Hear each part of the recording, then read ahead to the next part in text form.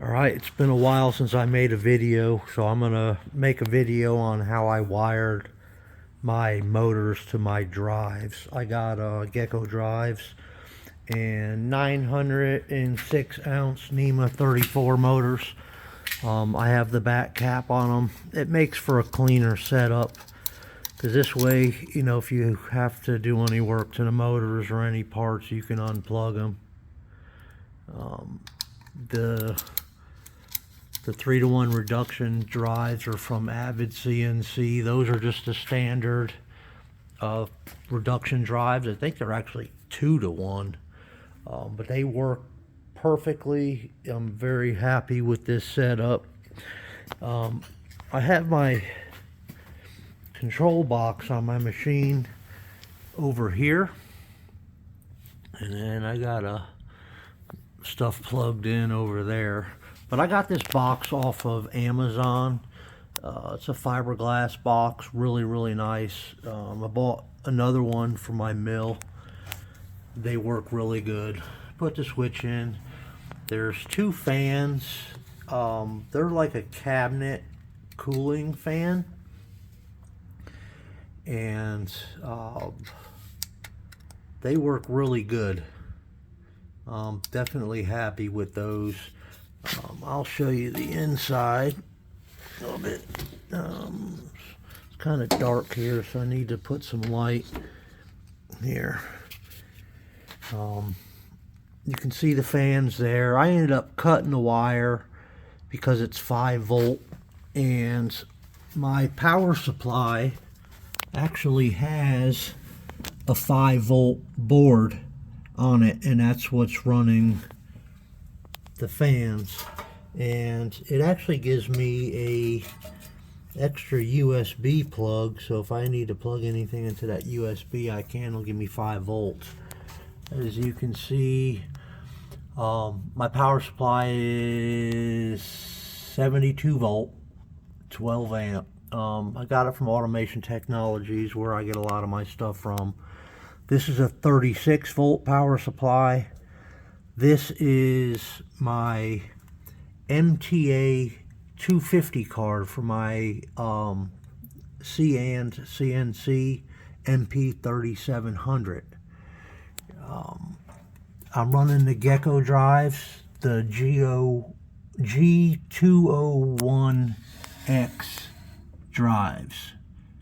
I picked these because you can actually set your amps from these dip switches right here. Try to get a close-up. You can set all the amps from them dip switches. You don't have to put any resistors or anything. I also installed an EMI filter, so my power goes in through the filter. Everything that's coming out is filtered. And I have pretty much all my wires,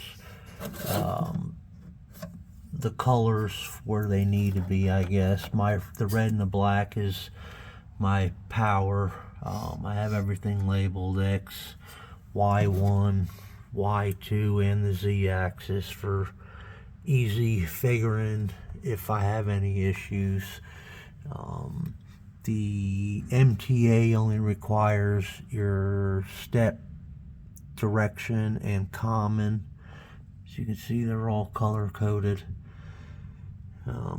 The 36 volt is for my Z axis because I have a NEMA 23 motor, 500 ounce for my Z axis.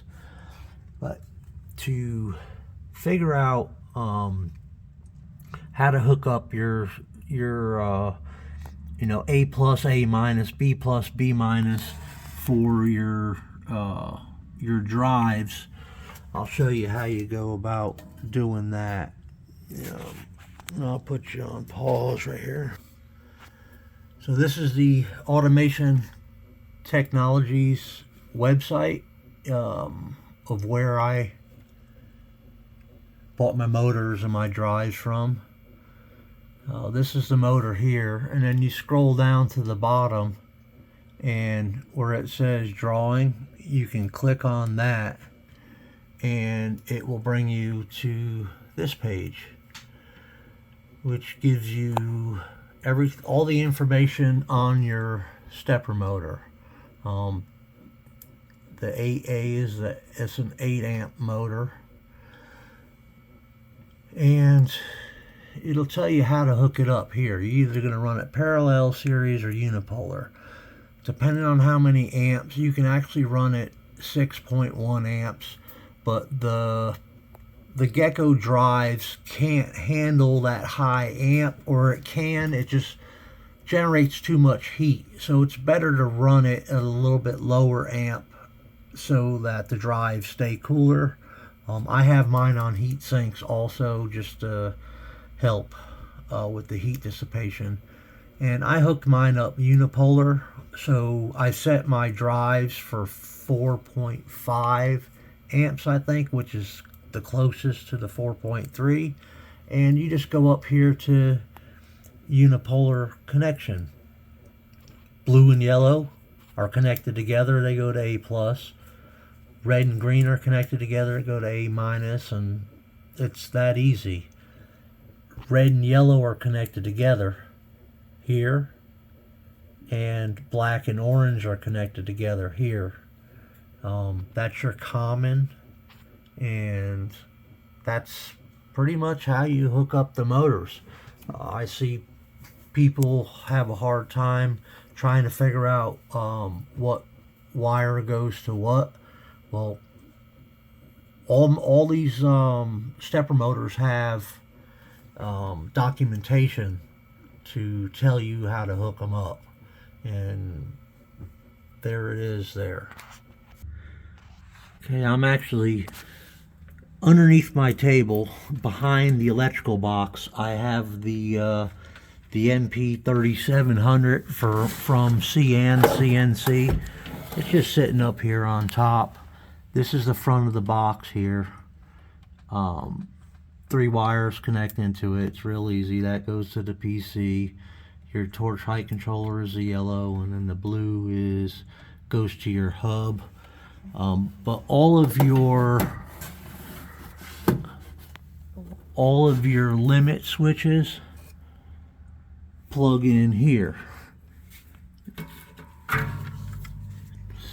I went with the 1 wire setup, so this 1 wire has all of the wires that I need in it, and the green plugs unplug.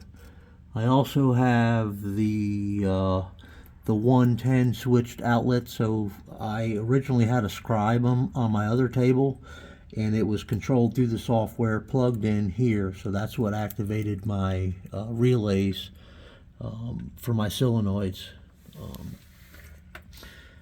Real easy setup that I'm happy with.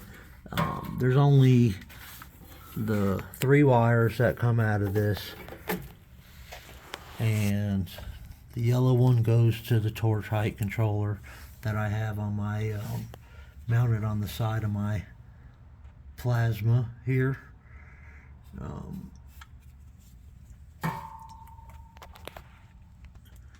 Get a little bit better look. This is what reads the volts. So your positive clamp on the plasma, the clamp that comes out, this is actually your positive. It goes through this box, which reads your voltage, which pretty much controls your torch height control because it's plugged into this.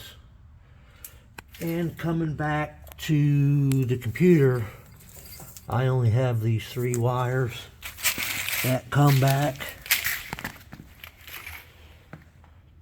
to the computer. My mess going on here. So the only wire that goes to the box is this green wire here, and then I have the hub, or the 4-port hub.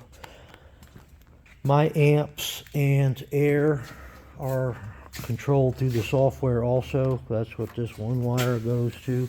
So if I set 85 amp or if I'm cutting 1/2 inch plate and I want my machine at 85 amps, I don't have to come down here and adjust it. It will automatically do that in the software. That's it for now.